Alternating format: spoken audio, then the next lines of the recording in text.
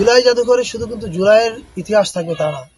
জুলাই জাদুঘরে 16 বছরের দুঃশাসনের ইতিহাস পাবেন, আপনি বিডিআর কার্নেজ পাবেন, আপনি হেফাজতের ঘটনা পাবেন, আপনি গুম খুন অজস্র গল্প পাবেন। যেমন এখানে যখন আসলাম, যখন ওয়াসিমের বোন মোবাইলে ভাইয়ের ছবিটা ধরছে, আপনি কিন্তু একটা হাহাকার বোধ করবেন। আপনি বুঝতে পারবেন যে সব আছে, বোনটা আছে, মোবাইলটা আছে, ভাইটা নাই। And that will break your heart. আপনারা জানেন যে আমরা জুলাই জাদুঘর প্রতিষ্ঠা করার উদ্যোগ নিয়েছি এবং এটার মূল উদ্দেশ্যটা হচ্ছে জুলাই আন্দোলনের বীরত্ব এবং শোকগাথা। আপনি জানেন যে জুলাই একই সঙ্গে আমাদের জন্য খুবই বীরত্বের গল্প, আবার একই সঙ্গে ভয়াবহ বেদনার গল্প। আপনি যদি ওয়াসিমের বাবার গল্প, এরকম আরো কত হাজার ওয়াসিম মারা গেছে, এই গল্পগুলোর দিকে যদি তাকান তাহলে বুঝবেন যে এগুলো আমাদের জাতির জীবনের অনেক বড় বেদনার গল্প। ফলে এই বেদনা এবং বীরত্ব, এই দুইটাকেই এই দুইটা আমাদের ইতিহাসের একটা গুরুত্বপূর্ণ অংশ। এই দুইটাকে আমরা আমাদের জুলাই জাদুঘরে সংরক্ষণ করতে চাই অ্যাজ এ লিভিং হিস্ট্রি, যাতে আজ থেকে 50 বছর পরে যখন আমরা থাকবো না, পরের প্রজন্ম যেন ওখানে গিয়ে জানতে পারে কি হয়েছিল এবং সেখান থেকে যেন ওরা এই শিক্ষাটা নিতে পারে যে কি করা যাবে না আর বাংলাদেশে। And that is important. যেন এইটা যদি আমরা ঠিকমতো করতে পারি তাহলে বাংলাদেশে এরকম খুনির আর আবির্ভাব ঘটবে না।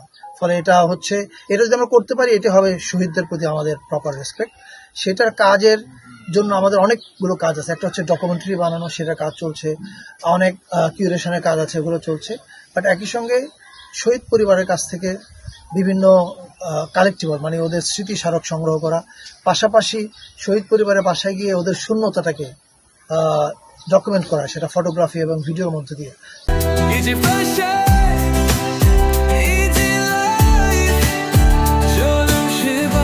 যেমন এখানে যখন আসলাম, যখন ওয়াসিমের বোন মোবাইলে ভাইয়ের ছবিটা ধরছে, আপনি কিন্তু একটা হাহাকার বোধ করবেন। আপনি বুঝতে পারবেন যে সব আছে, বোনটা আছে, মোবাইলটা আছে, ভাইটা নাই। And that will break your heart. এই অনুভূতিগুলো যেন ওই জাদুঘরে যখন মানুষ যাবেন, দর্শকরা তারা যেন পান, সেটা করবার জন্য আমরা সারা দেশে শহীদ পরিবারগুলোতে এই কাজটা চলবে। আজকে ওয়াসিমের বাসার মধ্য দিয়ে এই কাজটা শুরু হলো। কালকে আমরা চিটাগংয়ের শান্তর বাসায় যাব, আরেকজন শহীদ আছে শহীদ নাম, ওনার ওখানে যাব, আরেকজন আছে ওমর ফারুক, ওখানে যাবে। এই চারটা আমি ফিজিক্যালি যাচ্ছি। এরপরে আমাদের টিম আছে, একটা টিম কাজ করছে, হাসান ইমাম, আরো অনেকেই, মানে জুলাই রিলেটেড আন্দোলনের সাথে যারা জড়িত আছে, অনেকে, জোহান, এরা প্রত্যেকেই সারা দেশে অনেকগুলো টিম তৈরি করেছে। ওই টিমগুলোর মাধ্যমে কোথাও এরা ফিজিক্যালি ঢাকা থেকে যাবে, কোথাও স্থানীয় টিম। এই কালেক্টিবল এবং ওই মেমোরি অ্যাবসেন্স, এই যে মানুষগুলোকে আমরা হারালাম, তাদের শূন্যতা কত ভয়াবহ, ওই অ্যাবসেন্সটাকে তুলে ধরবে এই ফটোগ্রাফিক স্টোরির মাধ্যমে, এবং স্মৃতি স্মারক সংগ্রহ করার মাধ্যমে। এই কাজটা আজকে শুরু হলো, সারা দেশ জুড়ে আগামী 1-1.5 মাস চলবে। সামনে আপনারা একটা বিজ্ঞাপনও দেখতে পাবেন, যে বিজ্ঞাপনে আমরা বলবো যে, যেমন আপনাদের অনেকের মোবাইলে কিন্তু জুলাই আছে, স্টিল হিসাবে আছে, ভিডিও হিসাবে আছে, হয়তো 5 বছর পরে থাকবে না। আমরা এগুলো সব চাইবো আপনাদের কাছ থেকে, যাতে এই জিনিসগুলো আগামী প্রজন্মের জন্য আমরা প্রিজার্ভ করতে পারি। সো এই কাজটা আজকে শুরু হলো, এটা আগামী 1-1.5 মাসে এই ড্রাইভটা কন্টিনিউ করবে। জুলাই জাদুঘর ওপেন হওয়ার আগে আমরা এই কাজটা শেষ করব।